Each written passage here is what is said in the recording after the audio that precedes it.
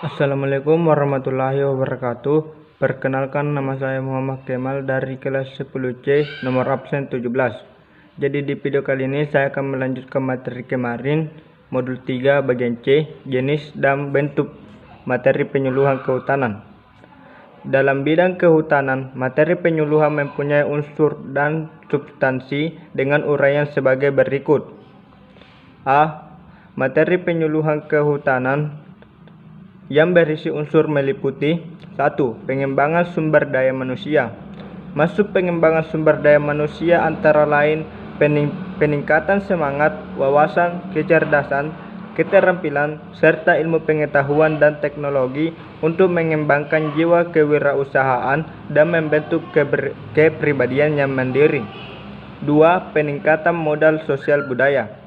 Masuk peningkatan modal sosial budaya dan kesadaran kultural dengan memperhatikan alas setempat sehingga meningkatkan partisipasi masyarakat dalam pembangunan kehutanan melalui pembentukan kelompok, gabungan kelompok, asosiasi, manajemen, kepemimpinan, akses modal dan akses informasi. 3. Ilmu pengetahuan dan teknologi. Ilmu pengetahuan dan teknologi maksudnya berkaitan dengan upaya peningkatan produktivitas, efisiensi, dan efektivitas dan usaha di bidang kehutanan dengan menerapkan ilmu pengetahuan, teknologi, serta memperhatikan kearifan lokal. 4. Informasi. Maksud informasi antara lain berupa pengetahuan yang didapatkan dari proses pembelajaran, pengalaman, instruksi, kebijakan, inovasi, teknologi, akses modal, akses pasar, dan informasi-informasi yang dapat meningkatkan kapasitas pelaku utama, pelaku usaha, dan kelompok sasaran antara. 5. Ekonomi. Ekonomi maksudnya berkaitan dengan kemanfaatan sumber daya hutan yang meliputi antara lain modal, sarana produksi, akses potensi sumber daya, peluang usaha, ekonomi kreatif, akses informasi pasar, serta untuk meningkatkan kesejahteraan masyarakat. 6. Manajemen. Manajemen maksudnya antara lain untuk meningkatkan kemampuan mengelola usaha menuju kemandirian masyarakat. 7. Hukum. Hukum maksudnya antara lain pemberian informasi tentang peraturan perundang-undangan sehingga masyarakat menyadari hak dan kewajiban khususnya yang berkaitan dengan bidang kehutanan. 8. Pelestarian lingkungan. Pelestarian lingkungan maksudnya berkaitan dengan pemahaman dan kesadaran tentang penting pelestarian sumber daya hutan sebagai sistem penyangga kehidupan bagi kesejahteraan masyarakat.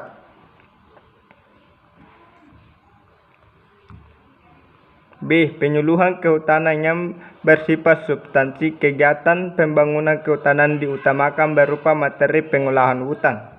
Kegiatan pengolahan hutan merupakan kegiatan mengatur dan mengurus segala sesuatu yang berkaitan dengan hutan, kawasan hutan, dan hasil hutan, meliputi 1. Tata hutan dan penyusunan rencana pengolahan hutan. Materi penyuluhan terkait tata dan penyusun rencana pengolahan hutan antara lain pemetaan sederhana secara partisipatif, mengenal tata batas hutan. B. Penyuluhan kehutanan yang bersifat substansif. Kegiatan pembangunan kehutanan diutamakan berupa materi kegiatan pengolahan hutan. Kegiatan pengolahan hutan maksudnya kegiatan mengatur dan mengurus segala sesuatu yang berkaitan dengan hutan, kawasan hutan, dan hasil hutan, meliputi 1. Tata hutan dan penyusunan rencana pengolahan hutan.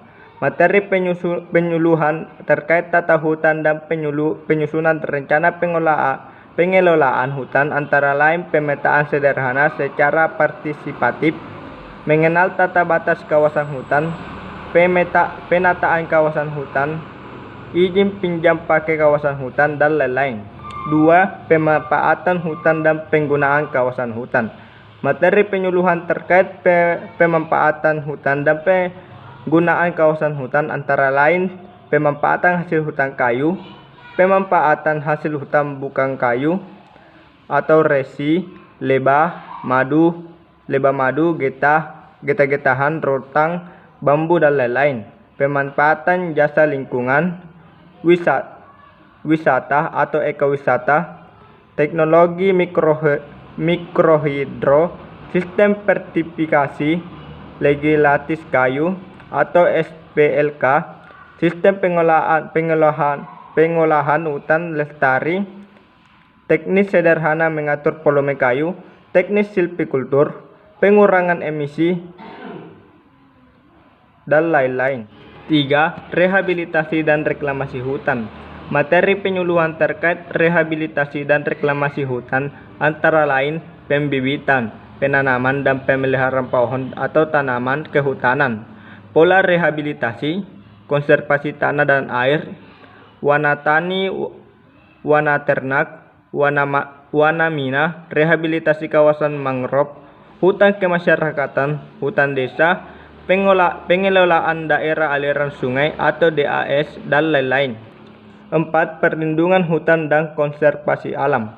Materi penyuluhan terkait perlindungan hutan dan konservasi dari penanggulangannya kebakaran hutan, model desa konservasi atau MDK, pemanfaatan dan penangkaran tumbuhan dan satwa liar, jenis-jenis tumbuhan dan satwa yang dilindungi, fungsi kawasan konservasi, dan lain-lain. Sekian dari video penjelasan saya. Jika ada salah mohon dimaafkan. Wabillahi taufiq wal hidayah. Wassalamualaikum warahmatullahi wabarakatuh.